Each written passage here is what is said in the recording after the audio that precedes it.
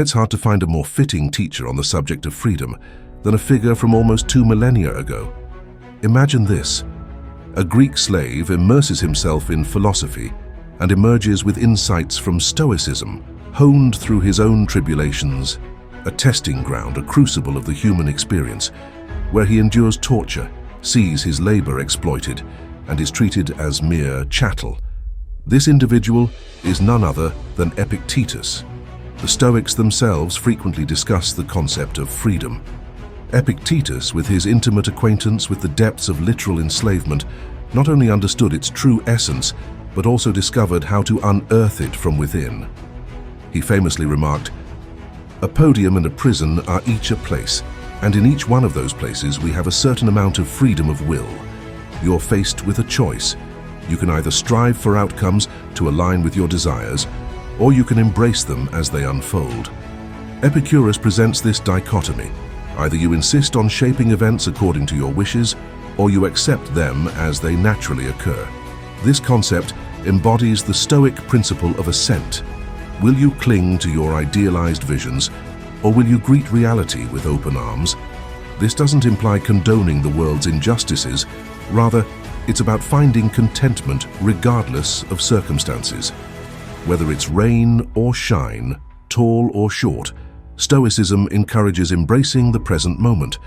This philosophy encompasses the idea of amor fati, embracing and finding joy in life as it unfolds. It's about recognizing the hand you've been dealt and leveraging it to your advantage. Stoicism teaches us to accept reality, make the most of it, and find fulfillment in the journey. What strikes me most about Epictetus is his journey from slavery to servitude in Nero's court. Here's a man devoid of power or autonomy amidst opulence and influence. Yet, observing the machinations of Nero's courtiers, he uncovers a profound truth. The so-called free are often more enslaved than he. Witnessing sycophants vying for favor and a man lamenting his dwindling fortune to Nero, Epictetus has an epiphany. Despite his physical bondage, he possesses a freedom they lack, a freedom of the mind. Stoicism, he realizes, hinges on this internal liberation. While others may shackle us externally, they cannot extinguish our inner autonomy, our capacity to choose and prioritize. This insight into the essence of Stoicism resonates not only with Epictetus but also with later adherents like Marcus Aurelius, who, as emperor, navigated similar dynamics within the court. The Stoics had a penchant for drawing parallels with sports. Much like our modern affinity for athletic analogies, Epictetus, a towering figure among Stoics, likened life to a game of ball. He emphasized that, akin to athletes, individuals should focus on catching and returning the throws without dwelling on their quality. In this analogy, Socrates emerges as the quintessential athlete, effortlessly engaging in intellectual exchanges without succumbing to offense or defensiveness. Socrates' resilience in the face of adversity, be it persecution, war, or doubt, epitomizes Stoic philosophy. Rather than labeling experiences as inherently good or bad, Stoicism emphasizes our agency in choosing how to respond. We may not control external events or the actions of others, but we retain mastery over our reactions and attitudes. This fundamental tenet underscores the essence of Stoicism, navigating life not by altering circumstances, but by shaping our responses to them. Appearances can be deceiving, as Epictetus astutely observes. He likens the discernment gained from studying philosophy to that of a skilled money changer who can detect counterfeit coins by their sound when struck upon a table. Stoicism, therefore, entails subjecting every impression to rigorous scrutiny. Just as one must navigate the world of finance cautiously, distinguishing sound investments from scams, Stoicism emphasizes the importance of discerning truth from illusion in all aspects of life. Mark echoes this sentiment, cautioning against being swayed by smooth talkers. Epictetus emphasizes the need to verify impressions, reminding us that if something appears too good to be true, be it an emotion or an investment, it likely is. This sage advice underscores the essence of Stoicism, cultivating a discerning mind capable of navigating life's complexities with clarity and wisdom. Epictetus delivers a powerful message. Seeking external validation inevitably leads to surrendering one's happiness and autonomy. This core Stoic principle holds immense significance in understanding what lies within our control and what doesn't. It prompts reflection on how we evaluate ourselves, whether in terms of progress, success, wealth, or any other aspect of life. Relying on others' judgments effectively relinquishes the reins of our existence to external forces. While external praise may be gratifying, Epictetus warns of the peril when circumstances shift or societal values diverge. Instead, he advocates for introspection, urging us to establish our own standards and metrics of value.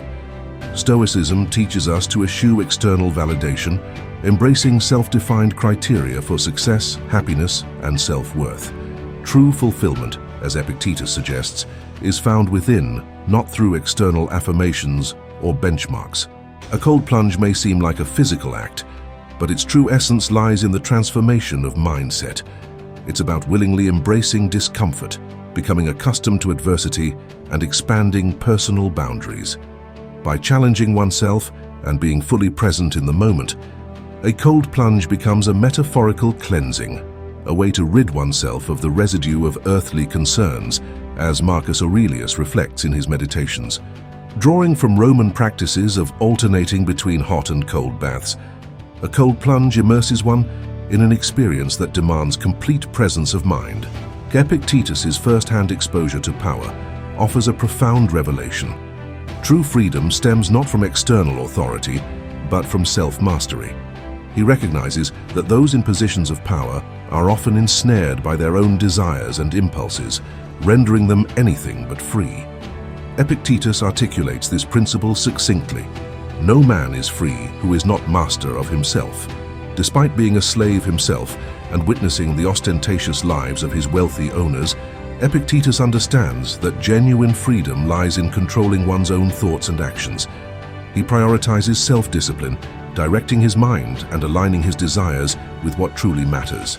In essence, he asserts that material wealth and social status are inconsequential if one lacks mastery over their own mind. True freedom, Epictetus contends, arises from within. By mastering oneself, an individual not only gains control over their own life, but also influences the world around them. When confronted with life's challenges, there are different ways to react. One could complain, harbor resentment, or adopt the perspective of Epictetus. He viewed adversity as an opportunity to grow, likening it to sparring with a formidable opponent. Despite spending 3 decades in Roman slavery, Epictetus chose to see his hardships as challenges to overcome. Rather than feeling victimized, he embraced each trial as a chance for personal development. Epictetus's wisdom extends to the concept of perspective. He posits that every situation offers 2 handles, one burdensome, the other manageable. It's up to us to choose how we grasp and carry these situations. Life presents us with myriad perspectives. Obstacles can be seen as opportunities. Chaos can reveal hidden order, and disadvantages can turn into advantages. Epictetus also draws a parallel to physical exercise, emphasizing the importance of tangible actions over mere knowledge or insights. What truly matters is what we do in the present moment, navigating both significant and mundane aspects of our lives with purpose and resilience. If you found today's video valuable, we'd love to hear what resonated with you. Please let us know in the comments below if you're intrigued by how Stoicism can enrich your life. Don't hesitate to subscribe, like, and share to stay updated.